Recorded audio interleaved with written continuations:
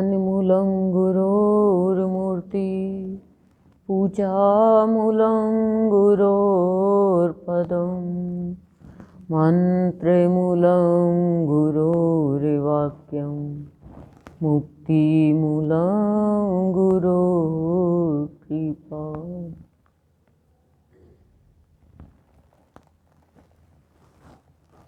आज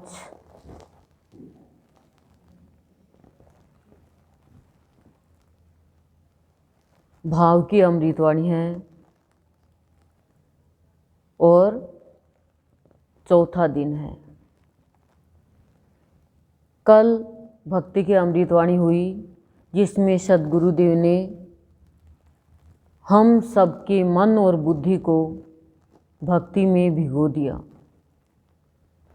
गिल्ले हुए क्या? नमी आई क्या भक्ति की अमृतवाणी में? मन और बुद्धि के रोग सारे खत्म हो गए कल।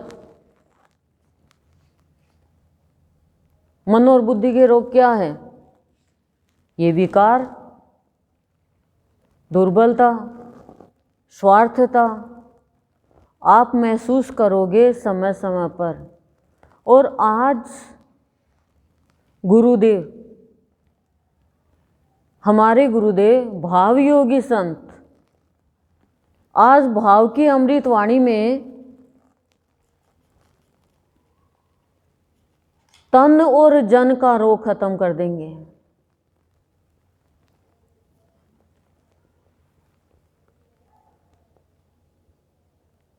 क्योंकि सबसे ऊंचा भाव है।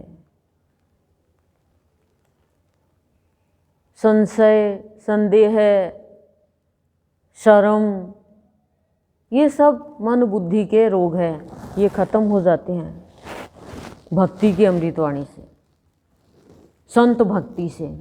तो कल भक्ति की अमृतवाणी में सद्गुरुदेव ने भक्ति की महिमा बताई हमें कि भाव की भक्ति होनी चाहिए। वैसे प्राणी तीन तरह की भक्ति करता है, पहली भाव की, दूसरी प्रभाव की और तीसरी व्यवहार की।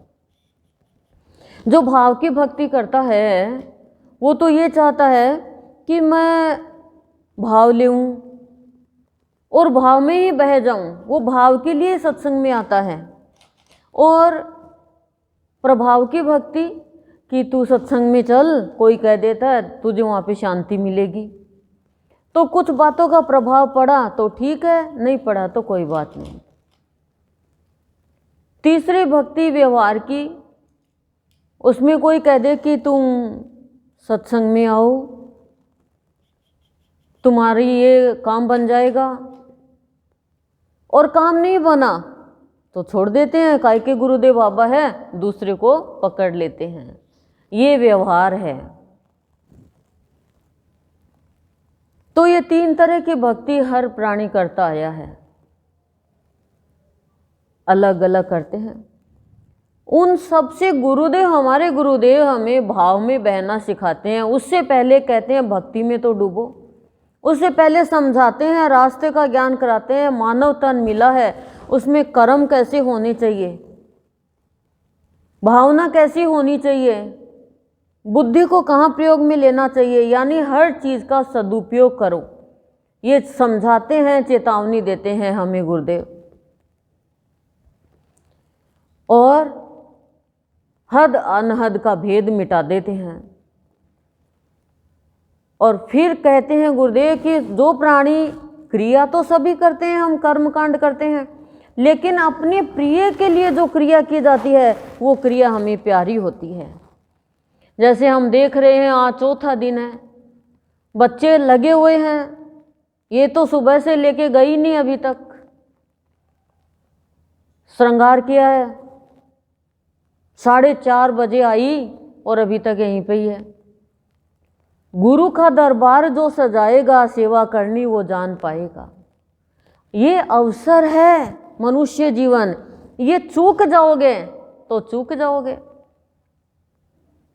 पड़े रह जाओगे आलस्य में, बीमारी में, बहाने में, और फिर ये समय निकल जाएगा। ये समय नहीं आएगा वापस, इस बात का ध्यान रखना।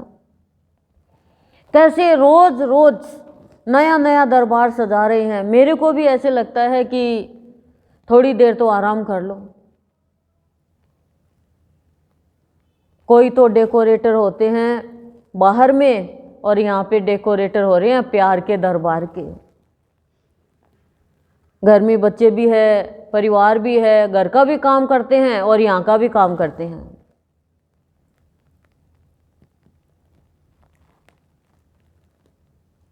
ये है भक्ति की महिमा। क्रिया जो प्रिय के लिए है, अब थकानी नहीं आती है ना प्रिय के लिए क्रिया करते हैं तो, क्यों? क्योंकि उस कर्म में वो प्रभु की प्राण शक्ति काम कर रही है। भगवान भी तो चयन सबका नहीं करते ना, सबको अलग अलग काम में नियुक्त कर देते हैं। भगवान भी तो ये देखते हैं तभी तो चयन करते हैं ना। और जिसका भगवान चयन कर लेते हैं, भगवान उसके हृदय में शयन करते हैं।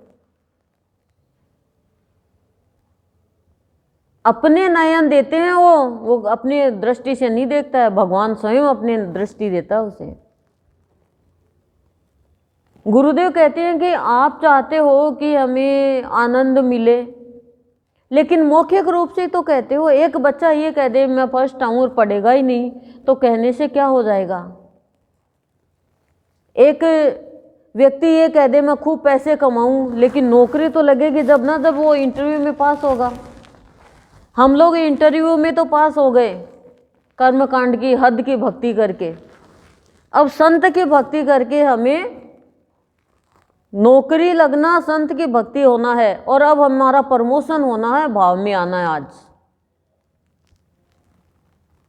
प्रमोशन हो जाता है। तो कह रहे हैं सदगुरुदेव कि हम प्राणी जो हमारा प्यारा होता है उसकी बात हमें बहुत अच्छी लगती है, और भक्त को भगवान की बात अच्छी लगती है। वो किसी व्यक्ति की बात ही नहीं करना चाहता, वो तो प्रभु की बात करना चाहता है। और जो जो प्राणी भगवान की बात करता है वो निंदा से बच जाता है। आप किसी की निंदा करोगे तो क्या होगा? आपकी जबान खराब होगी, आपका समय खराब होगा, आपका मन भी खराब होगा, और दूसरे को भी आप खराबी दे दोगे। और आप भगवान की बात करोगे तो भगवान खुश होंगे आपसे, और आपकी वाणी में शुद्धता आएगी, पवित्रता आएगी। क्यों हम किसी की बुराई करते हैं? भाव वाला कभी भी किसी की बुराई नहीं करता, इस बात का ध्यान रखना। हर प्राणी अपने मन के मुताबिक कार्य करता है। चाहते सब है कि हम अच्छा बने, अच्छा कार्य करें, आगे बढ़े, लेकिन करने के नाम पे यदि हम कुछ नहीं है तो फिर कैसे? कहने से तो नहीं होगा ना। आपके आगे खाना पड़ा और आप ये कह दोगे कि चल खाना मेरे मुंह में जा, मुझे खाना है, खाना है, तो आपको तोड़ना भी पड़ेगा, मुंह तक लेके भी जाना पड़ेगा, चबाना भी पड़ेगा, तब तो ऑटोमेटिक ही रस बनना चालू हो जाएगा। लेकिन आप कुछ करोगे ही नहीं तो फिर कैसे प्राप्ति होगी? पर यहाँ पर आकर गुरुदेव कह रही हैं आपको कुछ भी नहीं करना है, बस आप तो मेरे सामने बैठ जाओ, बाकी मेरा काम है तुझे बनाना। तुम्हें क्या बनाना है क्या नहीं बनाना है वो मेरा काम है। इतना ध्यान रख लो कि आपके अंदर ईर्ष्या नहीं आ पाए, किसी के भी प्रति द्वेषता नहीं आए, लड़ाई झगड़े का वातावरण मत कर देना। क्यों?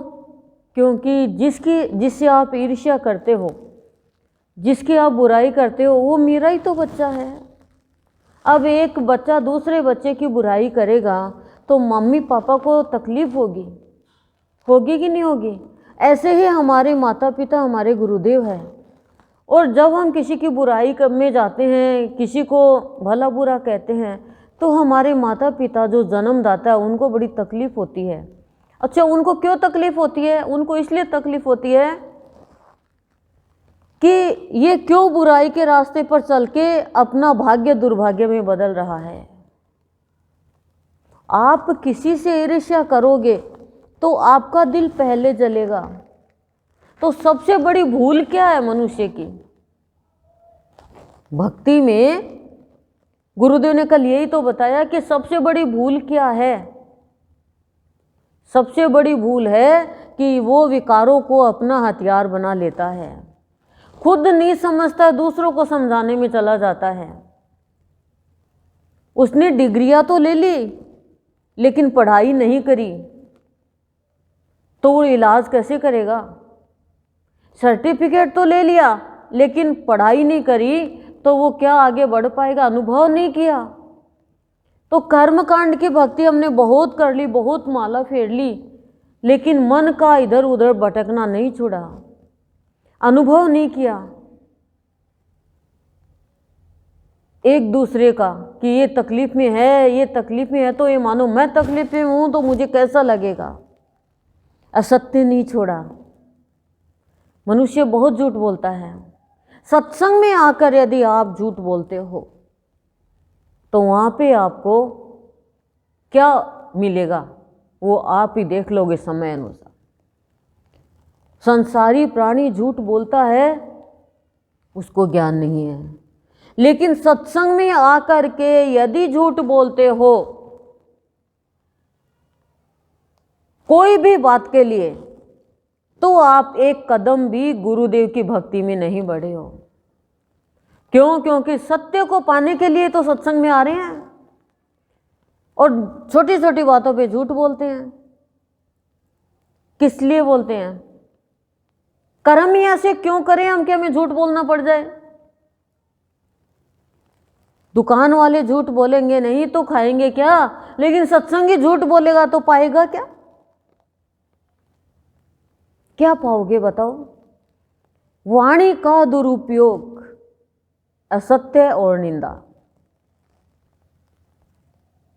ये दो चीज छोड़ दो, आपकी वाणी सरस्वती बन जाएगी। सोच समझ कर बोलना आना चाहिए। अब सोच समझ के झूठ बोलते हैं, बहुत सोच समझ के बोलते हैं, पता तो चल ही जाता है ना। और प्राणियों को झूठ आप बोल सकते हो, लेकिन भगवान के आगे तो झूठ नहीं चलती ना। फिर वो एक झूठ को छुपाने के लिए दूसरी को छुपाने के लिए तीसरी को छुपाने के लिए चौथी, ऐसे 100 झूठ हो जाती है। वो कितना बड़ा पाप हो गया। साफ कहना, सुखी रहना, ये अपना लो अपने जीवन में, आपको कोई दुख नहीं दे सकेगा। यदि आपको सत्य बोलने पे सजा मिले तो सजा पालो। क्यों? क्योंकि गुरुदेव की अमृतवाणी में है, क्या है? सत्य का सत्तू भला और असत्य का रसगुल्ला बला। बला आ गई यानी मौत। आपको झूठ बोलकर यदि कोई अच्छी चीज मिल रही है तो मान लो मृत्यु है वो, क्यों? आपको अंतर मन में कचोटेगी। और आपका भगवान कह रहा है कि वाणी से झूठा मत कर मुझे, मैं तेरे भीतर बैठा हूं। पर प्राणी नहीं समझता है, समझ नहीं पाता है वो। कहते हैं ग्रंथों में कि सुबह का सूर्य ब्रह्मा का रूप होता है, दोपहर का विष्णु का रूप होता है और शाम का शिव का रूप होता है। ऐसे ही हमें हमारा जीवन व्यतीत करना चाहिए। हमारे नाभि में ब्रह्मा है, हृदय में विष्णु है, मस्तिष्क में शिव है। जैसे ही मस्तिष्क में खराब बात आए, शिव के बन के संहार कर दो। हृदय में कोई भी खराब बात आए, निकाल दो, विष्णु बन के पालन करो अपने इंद्रियों का, कर्मेंद्रियों का। और देखो आप ब्रह्मा की ये सृष्टि, नाभि में जो ब्रह्मा की सृष्टि है उसको, ये बाहर की सृष्टि तो कुछ भी नहीं है। कोटि कोटि सूर्य जितना प्रकाश हमारे अंदर में है, पर गुरुदेव दिखाए कैसे? क्यों? क्योंकि आपने तो असत्य के बादल से अपना पूरा हृदय रूपी ये आकाश है, ये ढक रखा है स्वार्थ से। क्यों? स्वार्थ के कारण असत्य बोलते हैं। क्या मिलेगा? आज तक कितना झूठ बोले आप, इसीलिए तो भाव नहीं आया। सबसे बुरा कर्म है असत्य बोलना। और यदि आपकी वाणी से, असत्य से किसी की जान बच रही है तो आपका वो असत्य भी सत्य हो जाएगा।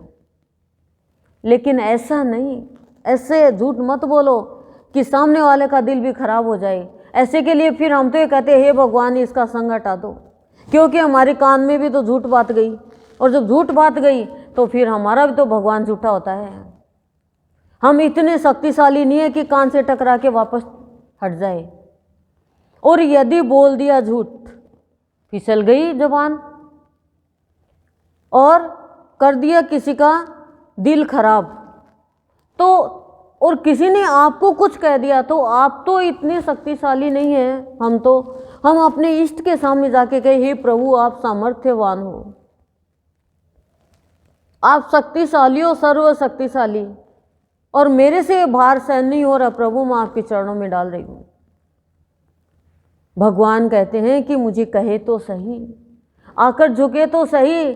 कहने का तात्पर्य क्या है कि मन और बुद्धि हमें गलत रास्ते पर चलाते हैं। और कल भक्ति की अमृतवाणी में मन बुद्धि की बीमारी 100% ठीक हुई है हमारी। अब आप वापस बीमारी लगा लोगे तो भाई हम क्या कर सकते हैं। और आज मैं बार बार कह रही हूं, आज भाव की अमृतवाणी में तन जन की बीमारी ठीक हो जाएगी। आप समझ जाओ मैं क्या कहना चाह रही हूं। खत्म करो बस अब इन बीमारियों को और प्यार भाव में बंध जाओ। तन की और जन की, मन बुद्धि तन जन, ये चार ही तो बीमारी प्राणी को खराब करती है। तो क्रिया करो भगवान के लिए। घर में झाड़ू लगाओ तो भी मेरा भगवान के घर में झाड़ू लगा रही हूँ। कोई घर में मेहमान आ जाए तो भी मेरे भगवान के लिए, मेरे भगवान के बंदे आए हैं। ये नहीं कि भाई आ गए तो क्या करूं। एक बार एक परिवार में कुछ मेहमान आते हैं और वो मेहमान आते हैं तो मजबूरी में तो आते हैं ना मेहमान। तो रात को 11 बजे आ गए। 11 बजे आ गए तो सामान खूब लिया उनके साथ में, बेडिंग और बक्सा और सब। घर वालों को गुस्सा आ गया, घर की स्त्री को, कि ये तो कई दिनों के लिए आ गए हमारे घर पे, अब क्या करें। उन्होंने कहा मैं तो भूख लग रही है। पति ने आके पत्नी को कहा तो पत्नी को आया गुस्सा कि आपने पूछा ही क्यों, सो जाते 11 बजे, कोई खाना कौन बनाएगा इनके लिए। तो कहा अब तो अच्छा नहीं लगेगा, तो खिचड़ी बनाई। खिचड़ी बना के उनको दी। अब प्राणी सामने वाले के भाव से पता तो कर ही लेता है ना। उन्होंने खिचड़ी खाई और वो जोर जोर से बर्तन गिराए, आवाज़ करे ऐसे, आप ही दिया मैं नहीं जाऊँगी। उसने बात भी अच्छे से नहीं करी कि सुबह जल्दी नहीं उठा जाएगा, ऐसे थोड़ी होता है, चाहे जिसके घर आ जाते हैं 11 बजे आ गए, होटल में चले जाते। तो खिचड़ी खा के वो लोग सो गए अपने कमरे में, और गेस्ट थे वो गेस्ट रूम में बैठे हुए थे। सुबह अर्ली इन द मॉर्निंग अपना सामान लेके वो तो चले गए। उनका तो ट्रेन का टाइम था। उनको उठाया भी नहीं, घर के मालिक मालकिन को। लेटर पड़ा हुआ था और 500 रुपये थे कि आप सो रहे थे, हमने सोचा आपको नींद में रात को तो परेशान किया ही था, अभी भी परेशानी हो जाएगी, तो हमारी ट्रेन है 4 बजे की और आपका और हमारा मिलन हुआ नहीं, आप जल्दी कमरे में चले गए। क्योंकि बात ही नहीं करी, बस खिचड़ी खिलाई चले। पत्नी ने कह दिया बात नहीं करोगे। तो बच्चे के हाथ के ये 500 रुपये हम छोड़ रहे हैं और हमें माफ़ करना, हमसे कोई गलती हुई तो आपको नींद में खलल डाला हमने, पर हमारी मजबूरी थी। चले गए हो तो उनको पता भी नहीं। वो किसी गुरु को मानते थे, ज्ञानी था बहुत बड़ा। वो मॉर्निंग वॉक पे जाते थे। गुरुदेव दरवाज़ा खटखटाते हैं और दरवाज़ा खोलते हैं तो कहते हैं आप, और फिर कमरे में जाके देखते हैं तो वो भी नहीं है, गेस्ट भी। गुरु अंदर आता है और कहता है रात को आपको लॉटरी लगी थी, लेकिन आपने लॉटरी को व्यर्थ गवा दिया, पुण्य की लॉटरी। लेटर पढ़ा, बड़ा दुख हुआ कि क्या हो गया हमारे से। तो गुरु जो होते हैं ना, वो हमारी दिशा को सुधारते हैं और हमारी दिशा सत्य की बताते हैं। गुरु ही है जो हमारे पुण्य कर्म जागृत करके पाप कर्म को खत्म करते हैं। तो ये जो सत्संग में हम रोज तो अमृतवाणी सुनते ही हैं, 2 अमृतवाणी 1 अमृतवाणी रोज खुलती है, लेकिन ये 7 दिन लगातार भाव की बरसात इसलिए हो रही है कि हमारे पुण्य कर्म जागृत हो जाए। ये सत्संग करना सबसे बड़ा पुण्य है। इससे पाप कर्म जलते जाते हैं और पुण्य कर्म हमारे बढ़ते जाते हैं। यही तो भक्ति है। और भक्ति है थोड़ी माला फेर ली, दूसरे से ईर्ष्या कर रहे हैं, जल रहे हैं, गुस्सा कर रहे हैं, ये भक्ति है क्या? जय हनुमान ज्ञान गुण सागर, जय कपीस त्यों लोक उजागर। ए छोरी देख, कुत्ता आ गया घर के आगे, ये लो जय हनुमान ज्ञान गुण सागर, कुत्ता महाराज आ गया गेट पे। ध्यान कहाँ है? गेट पे। हनुमान चालीसा करें तो हनुमान जी की शक्तियां आनी चाहिए। हमारे गुरुदेव करें भक्ति ऐसी होनी चाहिए कि गुण की पूजा हो। हनुमान जी में क्या गुण थे, कितनी शक्ति थी, किसकी भक्ति करी? ये नहीं है आज तो राम की कर ली, द्वापर में कृष्ण की कर ली, फिर शिव की कर ली, फिर विष्णु की कर ली। कृष्ण भगवान को भी कह रहे हैं कि मुझे तो राम के दर्शन कराओ आप।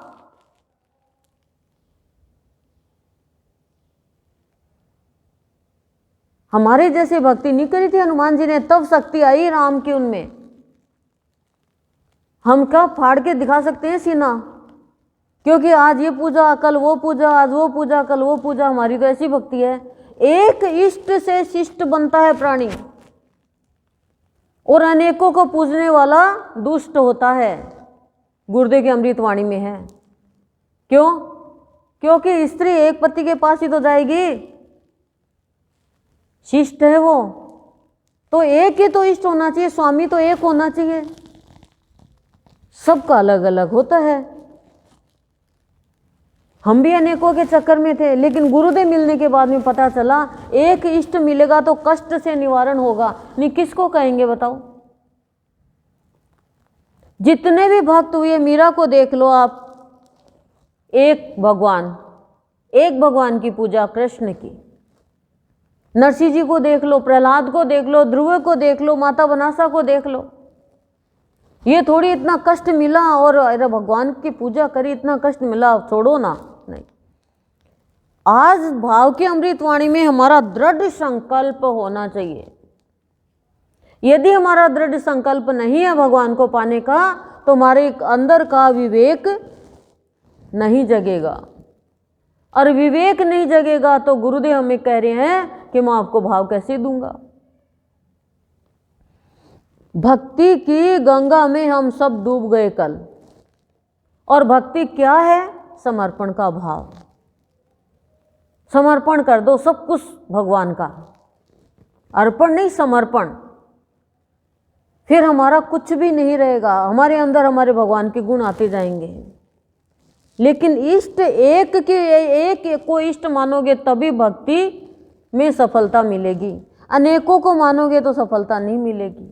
पति एक होता है, बाकी तो सब देवर जेठ ससुर बुआ फूफा ये होता, उन सबको हम प्रणाम करते हैं, आशीर्वाद लेते हैं, लेकिन इष्ट पति तो एक है ना। तो इष्ट एक होगा, बाकी सबको प्रणाम करो आप कि मेरा तो स्वामी, मेरी जिंदगी का मालिक तो तू है। किसी को भी मानो, मैं ये नहीं कहती आप गुरुदेव को मानो, आप किसी को भी मानो, मानते आए हो। मैं ये नहीं कहती आप उनको छोड़कर इनको मानो, लेकिन उनकी कृपा से बिना हरि कृपा मिले ही नहीं संता। आपने हरि की पूजा करी, देवी की पूजा करी, भगवान की पूजा करी, श्याम की करी, राम की करी, कृष्ण की करी, तब आपको संत मिला हरि की कृपा से। तो अब आपका इष्ट संत हो जाएगा, तो ही तो आपके विकारों का अंत होगा, भ्रम का अंत होगा, तभी तो संत आपको संतत्व दिलाएगा। और आप भटकते ही जाओगे तो जीवन का स्वाद कभी नहीं ले पाओगे। और जीवन में स्वाद आना है तो एक इष्ट से ही आना है, नहीं तो स्वाद नहीं ले पाएंगे जीवन का। खाने पीने का स्वाद ले पाएंगे बस। और जीवन का स्वाद क्या है? आनंद। आनंद हमारा सपना है हमें आनंद आए, हमें सुख मिले, हमें शांति मिले, हमारे सारे काम अच्छे हो, हमें सफलता मिले। हमारे सपने ये है। पहले हमारे सपने क्या थे कि हमारा परिवार ये हो, ऐसा हो, पति अच्छा हो, बच्चे अच्छे हो, घर में खूब पैसा हो, गाड़ी बंगला हो, ये सपने होते हैं। कहते हैं तेरा सपना क्या? मेरा ये सपना है। ये सपने तो पूरे हो जाएंगे, पर इस सपने से आपको कहाँ शांति मिली? इस सपने से आपको कहाँ भगवान मिला? किसी के 4 बेटे हैं, चारों में से कह दो एक बेटे को भी कि मेरे को भगवान से मिला दे, मिला सकता है क्या? मुक्ति दिला दे, दिला सकता है क्या? बीमारी से का इलाज कर दे, कर सकता है क्या? मन की बीमारी, टेंशन दूर कर दे, कर सकता है क्या? ये तो सब प्रारब्ध है, मिलेगा। बेटा है, बेटी है, बहू है, ये तो सब प्रारब्ध है हमारा। किसी का अच्छा है, किसी का खराब है, ये पति है, ये पत्नी है, ये भी प्रारब्ध ही है सारा। आप ये क्यों सोचते हो नहीं मिलेगा? जो मिलना है निश्चित है, वो तो मिलके रहेगा, और नहीं मिलेगा तो ज़बरदस्ती करनी नहीं चाहिए। भागवत में सुना ना, वो ब्राह्मण कुमार ज़बरदस्ती कहता बेटा दो, बेटा दो, बेटा दो, बेटे के बिना क्या होगा? और बेटा दिया तो देखो क्या हुआ।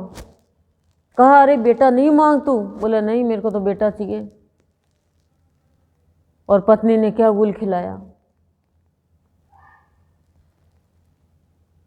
तो गुरुदेव में कह रहे हैं वो मिले ही मिलेगा आपको। आपके जितना धन लिखा है मिलेगा, लेकिन संत की भक्ति से आपको जो संपत्ति मिलेगी उसका तो आप सोच भी नहीं सकते। सबसे पहली संपत्ति हमारा ये शरीर है, ये धन है। इसके द्वारा हमें परमात्मा का साक्षात्कार करना है। यदि साक्षात्कार नहीं किया तो कब करेंगे? भक्ति करो, गुरुदेव करें, लेकिन एक इष्ट की भक्ति लीन होकर करो, सरल मन से। मन में कपट रख के भक्ति करोगे, कुछ इच्छा रख के भक्ति करोगे, तो गुरुदेव कह रहे हैं फिर मैं थोड़ी मिलूंगा। आज भाव की अमृतवाणी में सदगुरुदेव हमें समझा रहे हैं,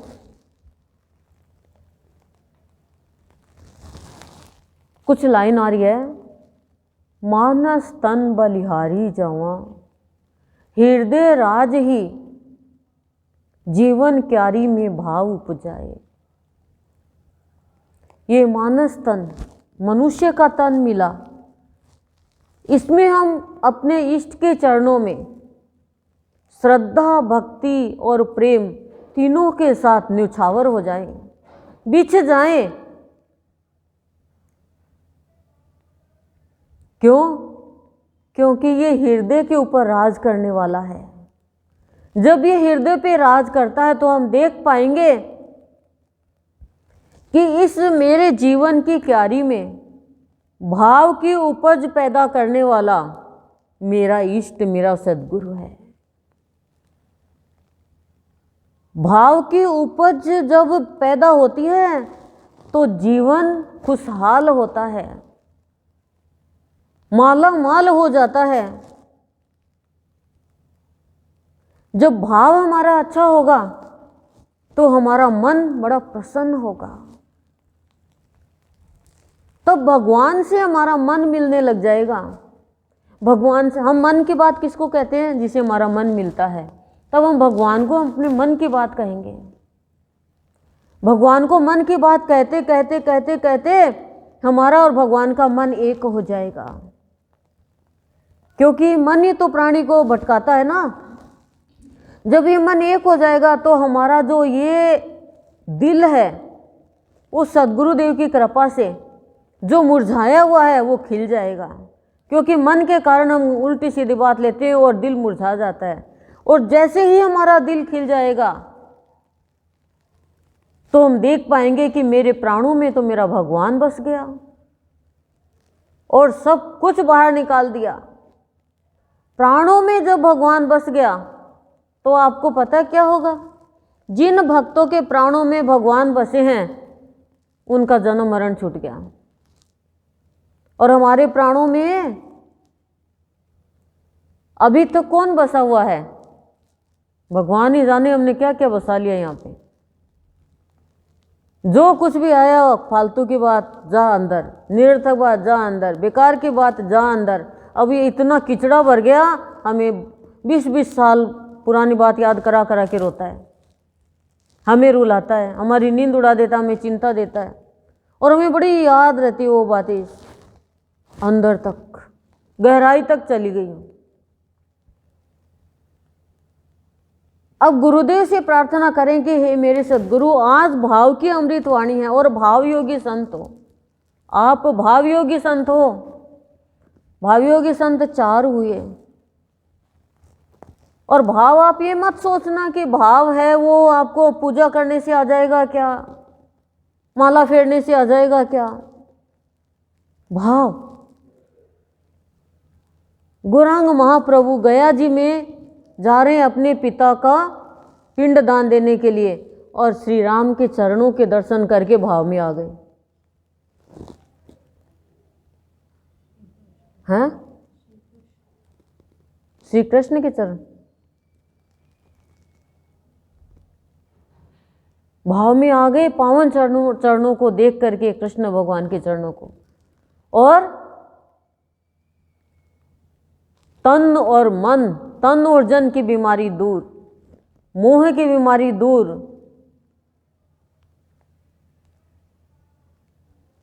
बंगाल में माँ की पूजा करी, मूर्ति की नहीं, कहा नहीं माँ,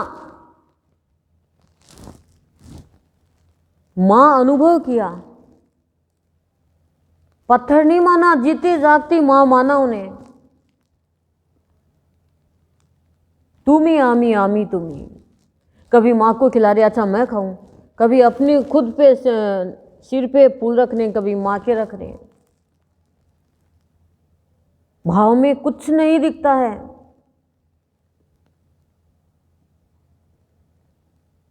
और भाव में आ प्यारी गंगे, और गंगा जी में ले ली समाधि, कृष्ण का रूप मान के। और एक हमारे भाव योगी संत, हमारे गुरुदेव, जो हम सबको भाव में बहाना चाह रहे हैं। देखो, आप भाव का मतलब समझना, भाव है क्या।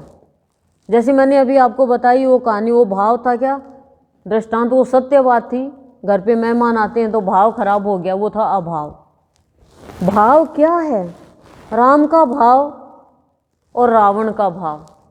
रावण का भाव है दूसरों को सताना, परेशान करना। परशुराम जी लंका में जाते हैं और कहते हैं कि मैं धनुष देने के लिए आया हूं तेरे पास में। लेकिन जैसे ही देखा कि रावण का भाव है दुष्ट भाव, वो एक संत को सजा दे रहा है क्योंकि वो उसकी भक्ति नहीं कर रहा, रावण की, वो विष्णु भगवान की भक्ति करने वाला संत, और उसका दृढ़ संकल्प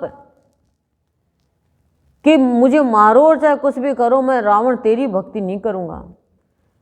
तो रावण दंड देता है कि इसके अंदर से खून निकाल लो,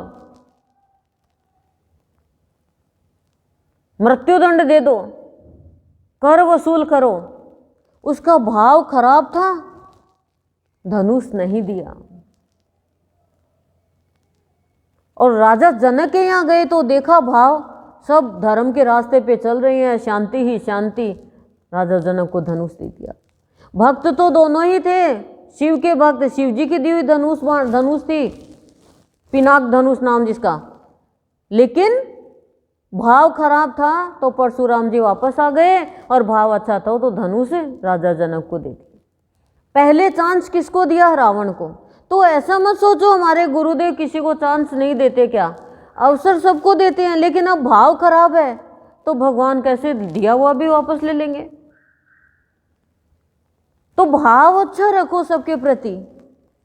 भाव खराब है तो वरदान भी फेल हो जाएगा। भाव है सतोगुण और अभाव है तमोगुण। भाव है सुख और अभाव है दुख। भाव है प्रेम और अभाव है ईर्ष्या। भाव है शांति और अभाव है अशांति, क्रोध। अभाव ही अभाव, अभाव ही अभाव। इतनी पूजा करते हैं, वस्तुओं का अभाव, किसी के बात का अभाव, धन का अभाव, कमी कमी, दुख ही दुख, दुख ही दुख। दुर्योधन के पास में अभाव ही अभाव, लेकिन पांडव संतुष्ट है। तो भाव प्राणी का अच्छा होना चाहिए, सोच समझ के चलना चाहिए। भाव में कभी भी किसी की हंसी नहीं उड़ाता है कोई भी। जब भाव में आ जाते हैं ना कोई भी प्राणी, तो किसी के वाक्य पे, कुवाक्य पे, मान पे, अपमान पे, कोई भी छोटी मोटी बात पे, व्यवहार पे ध्यान नहीं जाता है। एक आवरण आ जाता है भाव का, ध्यान ही नहीं जाता उसका। और लोग सोचते थे कि इसके कोई असर ही नहीं होता है। अरे ध्यान ही नहीं जाता, भाव आ गया। और भाव नहीं आएगा तो वो अनीति के रास्ते पे चलेगा, धर्म के रास्ते पे चलेगा, और किसी का भी बुरा करते हुए शर्म नहीं करेगा। तो हमारे गुरुदेव भावयोगी संत भाव में रहे और हमें भी भाव में डूबना सिखा रहे हैं। जब तक आप भाव में नहीं आओगे, आपका जन्म मरण कैसे छूटेगा? कैसे छूटेगा? कैसे आपका मन भगवान से मिलेगा? देखो, संसारी प्राणी का भक्त से मन नहीं मिलता है। क्यों? भक्त सबका भला चाहता है, और संसारी प्राणी ये चाहता है कि इसका भला हो, इसका नहीं हो। भक्त में परमार्थ होता है, संसारी प्राणी में स्वार्थ होता है। और स्वार्थी प्राणी भक्ति भी करेगा तो अपने स्वार्थ के लिए करेगा। पर भक्त का मन भगवान से मिलता है, तब उसका दिल खुश रहता है, दिल खिलता है, और प्राणों में फिर उसके भगवान जा बसता है। भगवान ही बस गया तो उसका ये नगर है वो प्यार और भाव से बस गया। गुरुदेव कहते हैं कि देखो, धृतराष्ट्र का भाव देखो आप, कैसा भाव था। आज उसको कैसे याद किया जाता है? हे दृष्टि से। जब पूरा महाभारत का युद्ध हो गया, खराब भाव वाले कोई नहीं बचे, सब मारे गए। लेकिन बचा कौन? पांडव आए मिलने के लिए धृतराष्ट्र से। अब धृतराष्ट्र के अंदर क्या भाव आया? कुत्सित भाव। और भीम को कहता है कि आप भीम, मैं तेरा आलिंगन करना चाहता हूं ताकि मेरे 100 के 100 पुत्रों को मैं तेरे अंदर महसूस करूं। अब भीम तो साधारण प्राणी, उसके मन में क्या था कि मैं भीम को, उसके अंदर शक्ति थी, मैं भीम को दबोच लूंगा और मार दूंगा। बुरा विचार आ गया, भाव बुरा आ गया। भगवान कृष्ण ने पहचान ली उसके, क्योंकि वो तो अंतर्यामी, अंदर की भावना। भगवान ने मुंह से कुछ नहीं कहा, अंधा था धृतराष्ट्र, तो दिखाई नहीं दे रहा था। इशारा किया भीम को कि तू दूर जा, और भीम का ही एक लोह पुरुष बना, लोह का बनाया हुआ था, जो आगे कर दिया धृतराष्ट्र के। और धृतराष्ट्र ने इतना टाइट पकड़ा कि उस लोहे के टुकड़े टुकड़े हो गए। और फिर वो रोता है धृतराष्ट्र। पहले तो खराब आ गया विचार, भाव आ गया, और फिर रोता है कि हे पांडु, मुझे माफ कर देना, मैं तो पुत्र हंता बन गया, मेरा विवेक खत्म हो गया। प्रतिशोध की आग में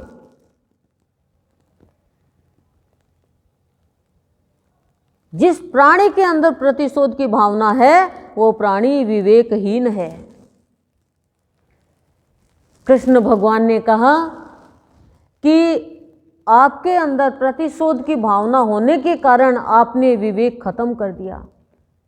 प्रतिशोध की आग ने द्यूत क्रीड़ा रची, और प्रतिशोध की आग ने ही अपने ही पुत्र को मारने के लिए चल पड़ा। मुझे क्षमा करो, मुझे क्षमा करो। भाव तो बदल गया ना, पश्चाताप कर लिया, लेकिन एक बार तो भाव खराब हो गया। जैसे ही भाव खराब हो गया, बुरे काम में चल पड़े। लेकिन मेरा कहना क्या है कि बुरे भाव वाले व्यक्ति का खुद का ही बुरा होता है, अच्छे भाव वाले का भगवान बाल भी बांका नहीं होने देते। नहीं तो भगवान तो क्या करते, साइड में खड़े रहते, मार देता। भगवान स्वयं ही तो मार रहा है कौरवों को, सुदर्शन चक्र तो मार रहा है। भगवान ने क्या कहा? जब जब अधर्म फैलेगा, पाप बढ़ेगा, तब तक मुझे धरती पे आना पड़ेगा, हस्तक्षेप करना पड़ेगा। ये मैं भाव और अभाव की बात बता रही हूँ आपको कि कैसे धृतराष्ट्र का भाव खराब हुआ, कैसे कृष्ण भगवान भाव में थे, कैसे भाव वाले को, अच्छे भाव वाले को भगवान ने बचाया। इसलिए आप ये ध्यान रखो, आपका किसी के भी प्रति भाव खराब है और वो भक्ति कर रहा है, यह उसके भाग्य में कुछ बुरा नहीं है, तो कुछ भी नहीं बिगड़ सकता उसका, लेकिन आपका बिगड़ जाएगा। आप बुरा करने के लिए चल रहे हो तो आपके भाग्य में बुरे कर्म दुर्भाग्य बन जाएगा। इसलिए भगवान से यही प्रार्थना करो, हे मेरे भगवान, मेरे मन में, मेरे विचारों में, मेरी बुद्धि में भाव खराब नहीं हो किसी के लिए भी। और पश्चाताप करो मेरे गुरुदेव, मेरे इष्ट देव, मैंने इस जन्म में, जन्म से लेकर आज तक, पिछले जन्म में मैंने किसी का भी बुरा चाहा है, बुरा सोचा है, बुरा किया है, बुरा देखा है, किसी में अवगुण देखा है और किसी को अवगुण दिखाया है और बुरा चाहा है, बुरा किया है, तो प्रभु अवगुण देखना दिखाना, दोष देखना दिखाना, बुराई करना कराना। और मन में किसी के भी प्रति नफरत है, मन में किसी के प्रति मुटाव है, दोष दृष्टि है, तो मेरे भगवान इन अपराधों के लिए मैं हृदय से पश्चाताप करती हूँ और उन सब को शांति मिले प्रभु, शांति मिले, शांति मिले। हे भगवान, हे मेरे आराध्य देव, अब सुई की नोक जितना भी कोई अपराध नहीं हो, मैंने वाणी से असत्य बोला है या किसी को बुलवाया है, तो मेरे प्रभु मैं हृदय से पश्चाताप करती हूँ। आज से ऐसा कुछ भी नहीं हो, ऐसी मुझे शक्ति दो और मेरा और तेरा मन मिल जाए। आज तक दुनिया से मन मिलाती रही और दिल खराब करती रही और प्राणों में उन्हें बसाती रही और जन्म मरण के चक्कर में जाती रही।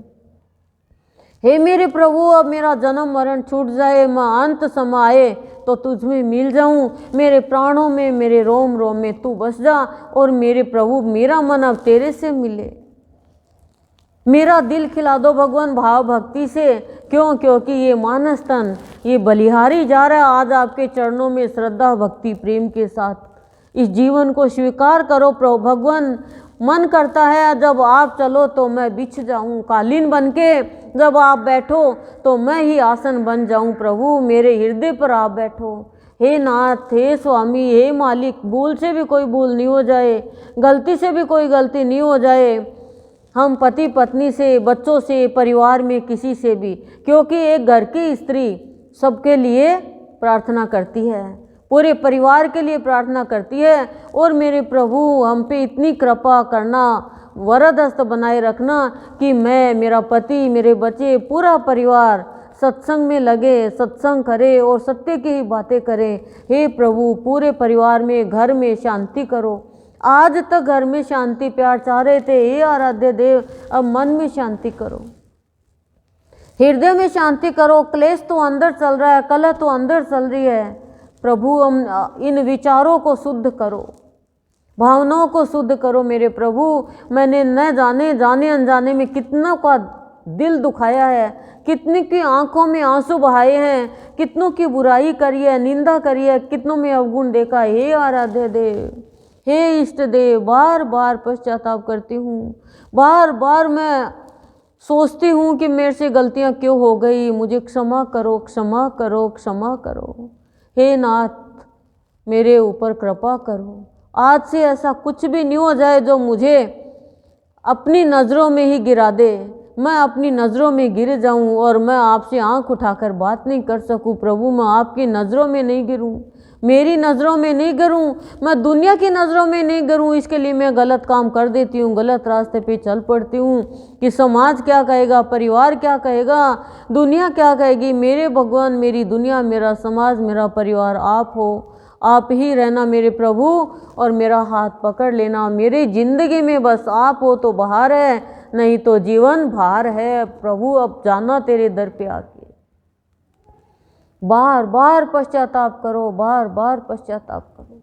हे भगवान मेरे शरीर के बच्चों को सन्मार्ग पे चलाते रहना, उनकी सद्बुद्धि बनाए रखना, उनके मन में कोई भी गलत विचार नहीं आए। हे भगवान वो सदा अच्छे मार्ग पे चले। शरीर का पति है वो आपकी कृपा से सतमार्ग पे चलता रहे, कभी भी गलत मार्ग नहीं अपनाए। भगवान कृपा बनाए रखना, आप ही तो हो जो आपके परिवार को संभाल सकते हो। और फिर भी यदि चले तो ये मान के चलो गुरुदेव कुछ शिक्षा देना चाह रहे हैं। यही तो भाव है। और भाव क्या है? गुरुदेव करिए तुम पूजा करो, पाठ करो, व्रत करो, उपवास करो, तीर्थाटन जाओ, लेकिन भाव नहीं है तो तुम्बड़ के जैसे खारे के खारे रह जाओगे। तो भाव में मीठे बनो और मिठाई सबको खिलाओ। आज भाव की अमृतवाणी।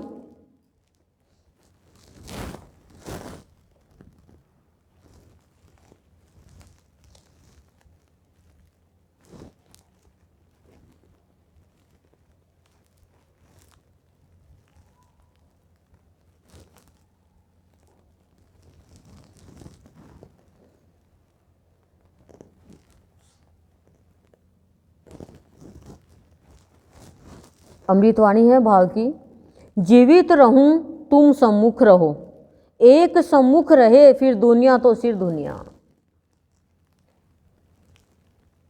भाव आता है ना तब भक्त कहता है कि हे भगवान, जब तक आप मेरे को इस धरती पर रखो, इस संसार में रखो, तो मेरे सामने आप रहना, मेरे सम्मुख आप रहना भगवान।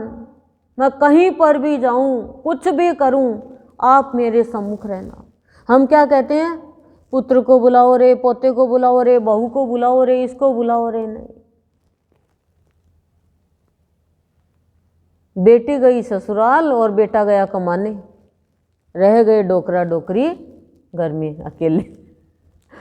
पर फिर भी समझ नहीं पाते हैं। तो भक्त कहता है कि हे मेरे भगवान, आप मेरी माँ, आप मेरे पिता, आपने मुझे नया जन्म दिया। मैं दर दर भटक रही थी, ठोकरें खा रही थी, मुझे ये नहीं पता भक्ति क्या है। दुनिया ने बताया वैसे भक्ति कर ली, लेकिन नया जन्म दिया सत्संग में बुला करके।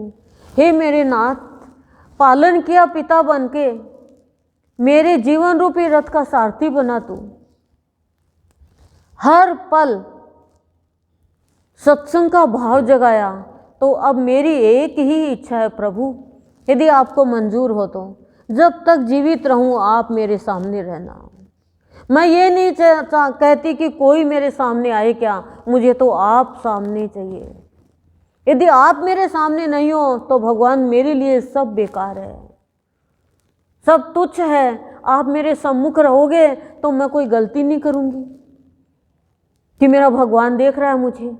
तो सम्मुख जीवित रहूं तब तक, फिर एक सम्मुख रहे फिर दुनिया सिर दुनिया। यदि एक इष्ट आपके सामने है तो दुनिया सिर धुनती रहे, चाहे आपकी बुराई करती रहे, आपका कुछ नहीं बिगड़ सकता, आपका मन खराब नहीं होगा। लेकिन कहो तो सही, थोड़ी देर के लिए आपका बच्चा गायब हो जाए, आपकी हालत खराब हो जाती है, लेकिन ये कहना ही नहीं आता कि भगवान मेरे सामने रहना।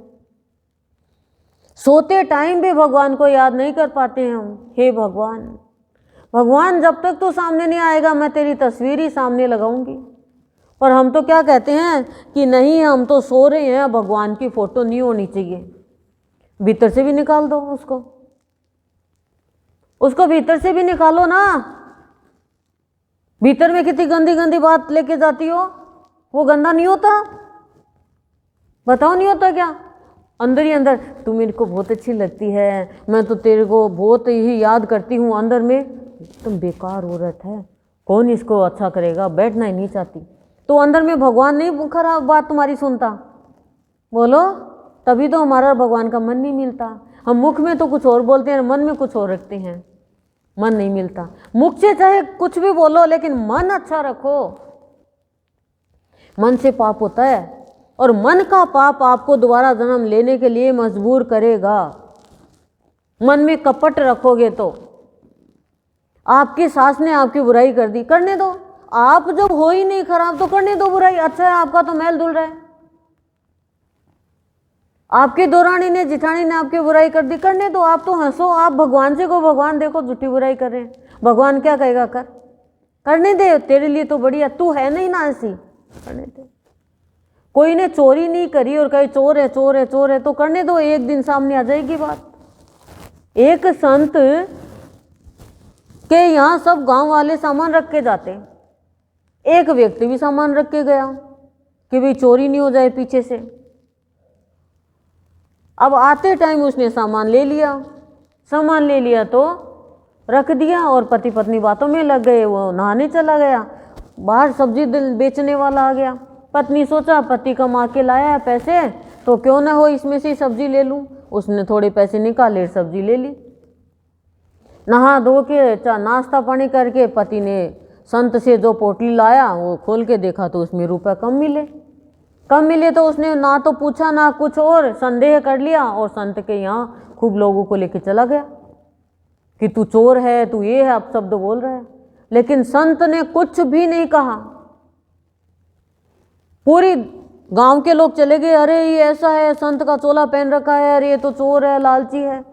संत ने सिर्फ अपने भगवान, अपने इष्ट के आगे आके कहा कि हे प्रभु, तू जानता है, मैं जानता हूँ, मैंने चोरी नहीं करी। मैंने तो ये भी नहीं देखा कि इसके पोटली में है क्या, और ये मेरे ऊपर इल्जाम लगा रहा है। तो भगवान कहता तेरे ऊपर नहीं, मेरे ऊपर इल्जाम लग रहा है क्योंकि तू मेरी भक्ति कर रहा है। संत बाहर ही नहीं आया, अंदर अपना भगवान के सम्मुख बैठा है और बाहर ये पत्थर फेंक रहे हैं लेकिन कुछ नहीं हुआ। घर जाता है तो पत्नी बोलती है आप कहाँ चले गए थी जी? बोले अरे गया था वो बदमाश चोर उचक्का, ईमानदारी का और चोला पहन रखा है और बेईमानी करी, मेरे पैसे निकाल लिए। तो कहा कौन से पैसे? बोले देख इसमें। बोले इसमें से तो मैंने सब्जी ली थी। आ गई सत्य बात तुरंत। तो किसी को सफाई मत दो, कोई आपको कहे आकर ये ऐसे कहने दो। सफाई तो वो देता है जो गलत है। हम जब सत्यनिष्ठ है तो सफाई देने की क्या जरूरत है? और फिर कर भी रहे हैं ऐसे तो सोचो पिछले जन्म में मैंने क्या होगा, तो मेरा हार है सामने। भगवान की भक्ति में लीन हो जाओ, डूब जाओ। भाव की भक्ति, प्रभाव की भक्ति और व्यवहार की भक्ति करते आए आज तक हम लोग। क्यों? क्योंकि हमने प्रभाव की और व्यवहार की भक्ति करी। क्या करी? रटा है हमने, अन्न दे, धन दे, दीदा दे, गोडा दे, काया दे, माया दे, जमी को रुखाड़ो दे, पीर शास्त्र में सुख दे, भाई दे, भतीजा दे। कितना सारा मांग लिया। और ये क्या है? व्यवहार की भक्ति। भगवान सो और कहता ना सुनता ना उकारो बढ़ता ना सह न दिए, और जिन टूटे हुए सो दिए, बिना खराब करे उसको कोई नहीं मत दिए। देखो ये क्या है, अभी चौथ की आएगी कहानी, आप सुनोगे वो गणेश जी की तिल कुट्टे की। तो कहे उद न दियो उसो मत दिए। इसमें क्या भाव है कि किसी के पास अच्छा है और परिवार में कमी है तो उसकी हेल्प करनी चाहिए। भाव खराब था, खूब पैसा था, फिर भी मांग रही है, तो भगवान ने भी क्या मजा चखाया। बदबू ही बदबू कर दी ना, दुर्गंधी दुर्गंध। तो अभाव बासी भोजन है, भाव ताजा भोजन है। तो अभी तक व्यवहार की और प्रभाव की भक्ति कर रहे थे। मारे गुरु जी के चलो थारे यो मिलोगो, था नहीं मिले है थारे गुरु जी कहीं काम का को नहीं। बालाजी ने मानूंगी मैं तो। बालाजी ने कहा मैंने बेटो दे। बालाजी का मैं तो खुद ब्रह्मचारी। गणेश जी ने कहा मैंने गाड़ी दे रहा। गणेश जी का मैं तो खुद चूहे पे बैठे हूँ। हंसी की तो हजार बात है, लेकिन यही मांगने के लिए आई हैं। भगवान को भी पता है कि मेरे बच्चे को क्या चाहिए, तो कह रहे हैं भक्त की हे प्रभु बस सम्मुख तू रहे। यदि भगवान सामने है तो क्या है, फिर आपको कोई भी परेशानी नहीं होगी। फिर दुनिया सिर ढूंढती रहे, हिरण्यकश्यप कितना भी सताए, भगवान सामने है तो बचा रहे हैं, हर वक्त बचा रहे हैं। मीरा के सामने कृष्ण है तो जहर भी पिला रहे तो पी रही और अमृत कर रहे हैं भगवान।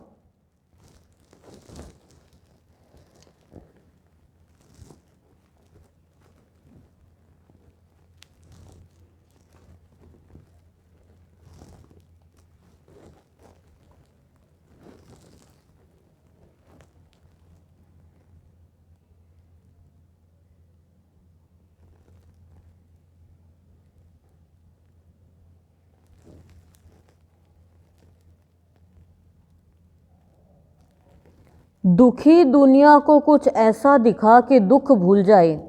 लोक दिया आलोक दिया किंतु फिर भी सुख स्वरूप को न देखे न पहचाने तो क्या किया जाए। कह रहे हैं गुरुदेव कि प्राणी तुम तो मनुष्य बन के आए हो, तब तुम ही दुखी रहोगे तो फिर दूसरों का दुख कैसे दूर करोगे? तुम ही परेशान चिंतित रहोगे तो फिर दूसरों का दुख कैसे दूर करोगे? तो कह रहे हैं दुखी दुनिया को कुछ ऐसा दिखा कि दुख भूल जाए। बाबा गुरुदेव को कह रहे हैं कि दुनिया दुखी हो रही है, उनको ऐसा दिखा, ऐसा भाव जगा उनके अंदर कि वो अपना दुख भूल जाए। और वास्तव में हम यहाँ पे आके दुख भूल जाते हैं। फिर लोक दिया, आलोक दिया, कह रहे हैं ये संसार दिया और आलोक प्रकाश दिया मैंने सूरज का, किंतु फिर भी सुख स्वरूप को न देखे न पहचाने तो क्या किया जाए। किंतु कह रहे हैं फिर भी सुख देने वाले को पहचाना ही नहीं, देखा नहीं तो मैं क्या करूं, हमेशा दुखी दुखी दुखी दुखी रहने लग गया। तो क्या किया जाए?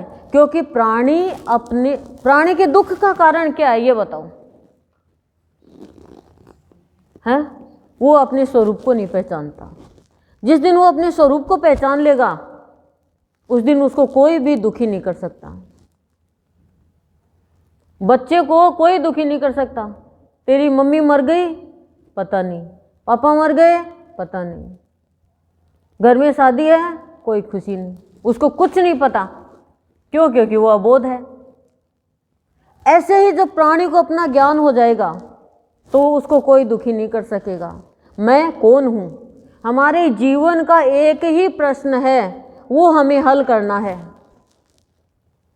जीवन का एक ही प्रश्न है, वो हल करना है। क्या है? ये जान लो मैं कौन हूँ। बस ये नहीं जान पाएंगे। ये हम कब जान पाएंगे? जब हम गुरु की शरण में आकर गुरु को अपने आप को समर्पित कर देंगे। शरीर हम नहीं है, हम आत्मा है, हम शरीर नहीं है। जो नित्य है वो हम हैं, वो आत्मा। ये जीवन का हमारा प्रश्न है, सबके लिए प्रश्न है। यदि इस प्रश्न का हल नहीं हुआ तो जन्म पे जन्म, जन्म पे जन्म, जन्म पे जन्म लेना पड़ेगा। संतों का जन्म क्यों नहीं होता? क्योंकि उनके जीवन का प्रश्न हल हो जाता है। वो जानते हैं मैं आत्मा हूँ।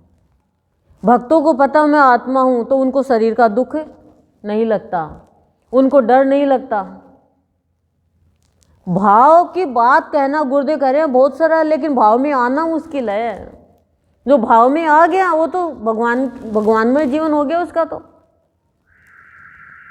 तो जीवन ही भगवानमय हो गया। देखो जो खुद दुखी है वो दूसरों का दुख क्या दूर कर देगा? द्रोणाचार्य कितने बड़े गुरु आचार्य हैं, ठीक है, अपने पुत्र को आटा मिला हुआ देख करके दुखी हो जाता है कि मेरे बेटे को दूध पिलाऊं। कमी थी। राजा द्रुपद द्रोणाचार्य का सहपाठी। द्रुपद ने यह कहा था कि मैं राजा बन जाऊंगा तो मैं आधा राज्य द्रोणाचार्य को दूंगा। द्रुपद यानी पांचाल नरेश, पांचाल देश का राजा, द्रौपदी के पिता। अब वो जाते हैं द्रोणाचार्य जी, ज्ञान बहुत है, आचार्य है। द्रुपद ने कह दिया तू तो गरीब है, तेरी मेरी काई की दोस्ती, दोस्ती तो बराबर वालों में होती है, आधा राज्य तो बहुत दूर की बात है। उसने गाय मांगी, गाय के लिए मना कर दिया कि भिक्षा में दे सकता हूं, दोस्त बन के नहीं दे सकता। उसके अंदर प्रतिशोध की आग। भाव देखना आप। अब वो पांडवों को शिक्षा दे रहे हैं, पांडवों को शिक्षा दे रहे हैं। तो पांडवों से गुरु दक्षिणा में क्या मांगा? द्रुपद को मांगा। कृष्ण भगवान कह रहे हैं कि आपने ज्ञान प्राप्त करके भी प्रतिशोध के कारण आपने अपने बेटे को भी संस्कार अच्छे नहीं दिए। आपने आटा मिला हुआ देख करके और आप मोह के कारण प्रेम भूल गए और प्रतिशोध के आग में चल पड़े। आप अपने पुत्र को अच्छे गुण देते, संस्कार देते, पर आप भूल गए। आप अपने शिष्यों को गलत रास्ते पे चला रहे हो। ज्ञान दिया, धर्म के रास्ते पे नहीं चलाया आपने। गुरु होकर भी आप एक शिक्षक बन के रह गए। और प्रतिशोध की आग में द्रौपद को अर्जुन लाता है और फिर बंदी बनाता है और कहता है बोल आधा राज्य तू देगा कि नहीं देगा, नहीं तो बंदी रहेगा। आधा राज्य दे दिया। अब द्रुपद का भाव खराब हो गया, उसमें प्रतिशोध की भावना आ गई। प्रतिशोध की भावना आई तो उसने यज्ञ किया कि मेरे ऐसा पुत्र पैदा हो कि द्रोणाचार्य का वध करे। उसके दृष्टद्युम्न हुआ, द्रौपदी हुई। देखो आप, ये महाभारत में भाव और अभावी चल रहे हैं। भाव आने के बाद कोई जाति, प्रतिशोध की भावना खत्म होती है भाव आने पर। भाव क्या है? अनुराग और प्रेम। ये नहीं है तो गुरुदेव कह रहे हैं आप दुखी रहोगे। अब देखो, दुखी दुनिया को गीत सुना, दुखी दुनिया को कुछ ऐसा दिखा कि दुख भूल जाए। अब गुरु है, ज्ञान दे रहा है, लेकिन मांगा क्या गुरु दक्षिणा में? द्रुपद को। कितने मारे गए, कृष्ण भगवान उसको समझा रहे हैं। द्रोणाचार्य मारा ही गया ना फिर। तो कह रही हैं लो, मैंने तो तुम्हें ये संसार दे दिया, प्रकाश दे दिया, फिर भी तुमने, कह रही हैं कृष्ण भगवान की, मुझे नहीं पहचाना तू, सुख देने वाले को, तेरे अंदर मैं बैठा हूं, मुझे नहीं पहचाना। तो क्या किया? दुखी रहेंगे कितना भी सुख हो जाए चाहे। अरे हस्तिनापुर में रह रहा है, इतना सुख है द्रोणाचार्य के, फिर भी द्रुपद को मांग रहा है। तो कहने का तात्पर्य क्या है? गुरुदेव समझाना चाह रहे हैं कि जब तक प्राणी सुख स्वरूप को, अपने सुख स्वरूप को नहीं पहचानेगा कि मैं ही सुख स्वरूप हूं। कैसे?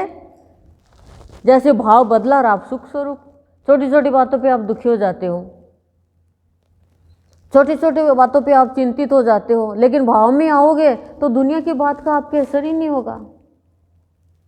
कहते हैं ना कि दुनिया को छोड़ दिया, दुनिया से वैराग्य ले लिया। ये नहीं है दुनिया से वैराग्य। दुनिया से वैराग्य ये है कि दुनिया में रहेंगे लेकिन दुनिया की खराब बात का असर नहीं होगा। कोई भी लोभ लालच नहीं होगा वस्तुओं का। मिल गया तो ठीक है, नहीं मिला तो प्रभु तेरी मर्जी। तो कह रही हैं सुख स्वरूप को न देखें न पहचाने तो क्या किया जाए। अपने सुख स्वरूप को जिस दिन पहचान लोगे कि मेरे अंदर ही मेरा भगवान बैठा है और मैं ही सुख स्वरूप हूँ, तो आप कभी भी दुखी नहीं होगे, बदला नहीं लोगे और कभी भी अशांत नहीं होगे। अपने स्वरूप को पहचानना जरूरी है और सत्संग हमें अपने स्वरूप को ही पहचान देते हैं। फिर हम, कोई आपका अपमान करे आप दुखी नहीं होगे, कोई आपको सम्मान दे आपको कोई खुशी नहीं मिलेगी। प्रभु तेरा सम्मान है, तेरा अपमान है। आपको कुछ भी मिल रहा है, अब आप अपनी बहू को कह दोगे या घर पे किसी के गए और कह दिया कि ये चीज़ बनाना नहीं बनाई, दूसरी बना दी, तो आप दुखी हो जाओगे कि देख मेरी तो कोई वैल्यू ही नहीं है। ये संसार की बात तो उसको दुखी करनी नहीं चाहिए, पर जानता नहीं है ना अपने आप को। जिस दिन अपने आप को जान लेगा फिर आप दुखी नहीं होगे।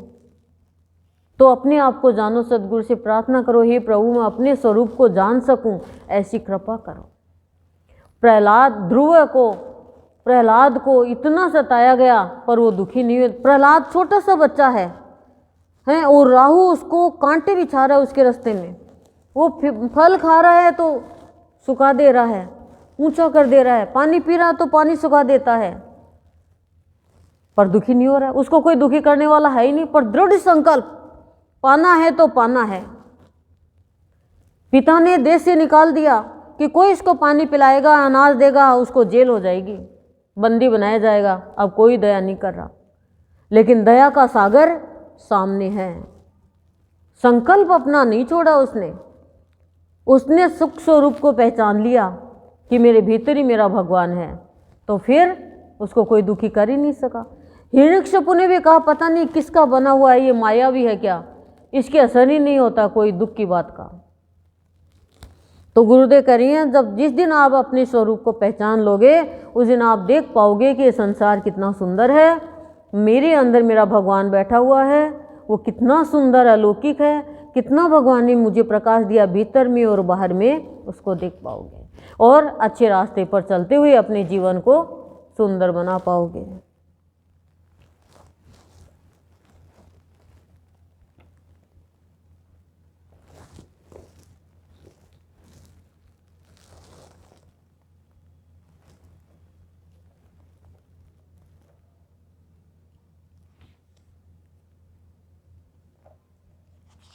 भूल गए ना, फिर याद नहीं रहता है।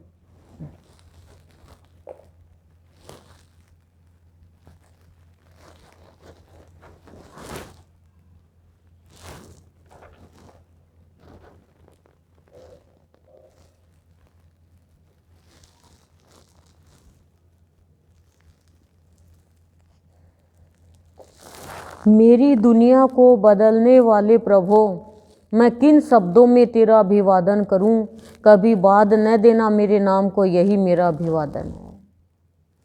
भाव में भक्त और भगवान की बातचीत होने लग जाती है, ठीक है। तो भक्त कह रहा है कि हे प्रभु, तूने मेरी दुनिया बदल दी। मैं कर्मकांड में फंसी हुई थी, तेरी मेरी में फंसी हुई थी, आलस्य में पड़ी हुई थी, अपने जीवन को जान नहीं पा रही थी, लेट सोना, लेट उठना, टीवी देखना, बस संसार को सब कुछ जानना। हे प्रभु, तूने मेरी दुनिया बदल दी, मेरे को प्यार से भर दिया, मेरे को भाव दे दिया, मुझे एहसास करा दिया कि ये मानव जीवन बहुत महान है। मुझे बुराई के रास्ते से निकाला, मुझे कर्मकांड से निकाला, मुझे प्यार और भाव की महिमा बताई प्रभु तूने। अब तू बता मैं किन शब्दों में तेरा स्वागत करूं, अभिवादन करूं। तो देखो भगवान क्या कह रहे हैं, कुछ नहीं चाहिए भगवान को, क्या कह रहे हैं कि मेरे नाम को बाद मत देना, हमेशा मेरा नाम याद रखना, तेरे मन में, तेरी जीवा में, रोम रोम में। जो कुछ भी तुझे मिला बस यही कहना मेरे प्रभु की कृपा से मिला, मेरे प्रभु की कृपा से मिला। भगवान को और कुछ नहीं चाहिए, भगवान को प्रेम चाहिए। भगवान कहते हैं मैं प्रेम का भूखा हूँ। एक गुरु के पास में एक शिष्य जाता है, तो गुरु कहते हैं तू शिव जी की पूजा कर, तू शिव की पूजा कर, शिव खुश होके तू जो चाहेगा वो मिल देंगे तेरे को। तो शिव की पूजा करता है, शिव प्रसन्न नहीं होता। अब वो कहता है शिव जी तो काम के नहीं है, नकली देवता है। वो विष्णु भगवान की मूर्ति लेके आता है, विष्णु भगवान की पूजा करता है। फिर तो विष्णु भगवान भी खुश नहीं होते। फिर वो सोचता है कि हो सकता है मैंने अगरबत्ती नहीं करी, तो वो अगरबत्ती विष्णु भगवान के कर रहा होता है। तो उसका ध्यान शिव जी की मूर्ति पे जाता है कि ओहो, ये तो नकली भगवान है, ये तो असली है ही नहीं, ये तो खुश हुआ ही नहीं, और असली भगवान तो विष्णु भगवान है। और उसने शिव जी की नाक टाइट पकड़ ली, बहुत टाइट नाक पकड़ ली कि तू मेरी अगरबत्ती की सांस नहीं ले सकता, ये खुशबू नहीं ले सकता। क्यों? क्योंकि तू नकली है, तू खुश भी नहीं हुआ, मेरी इच्छा भी पूरी नहीं करी। और विष्णु भगवान को नाक के पास लेके जाकर हाँ आप ले सुगंध, आप असली भगवान, आप असली भगवान। और वो आंख बंद करके बस दे रहा है और नाक खींच रहा है भगवान की। शिव जी खुश हो गए, शिव खुश हो गए, साक्षात खड़े हो गए।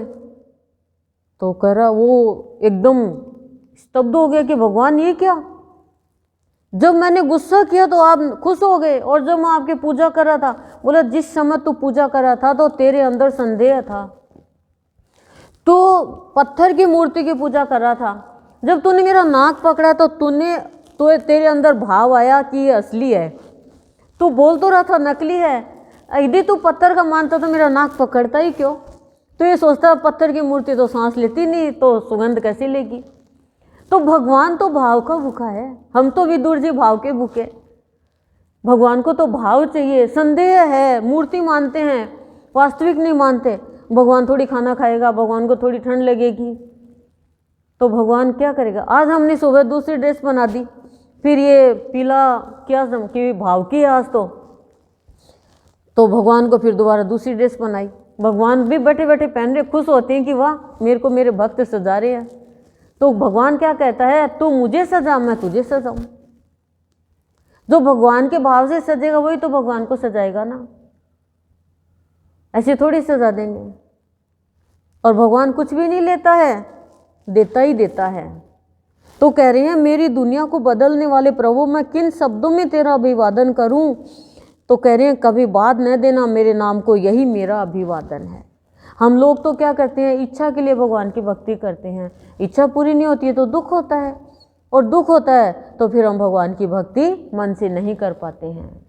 तो कह रहे हैं कभी भी मेरे नाम को बात नहीं देना, बस मुझे याद रखना, तू तेरा कल्याण होता जाएगा, यही मेरा स्वागत है। मेरे प्रभु की कृपा, मेरे प्रभु ने किया, मेरे प्रभु ने किया, बस इतना याद रखना, कभी कृतज्ञ मत बन जाना। तो गुरुदेव कह रहे हैं भाव में आओ, तन और जन का रोग हटाओ, भोग से मुक्ति पाओ और प्रभु से भावों से योग करो। ओम शांति शांति प्रशांत।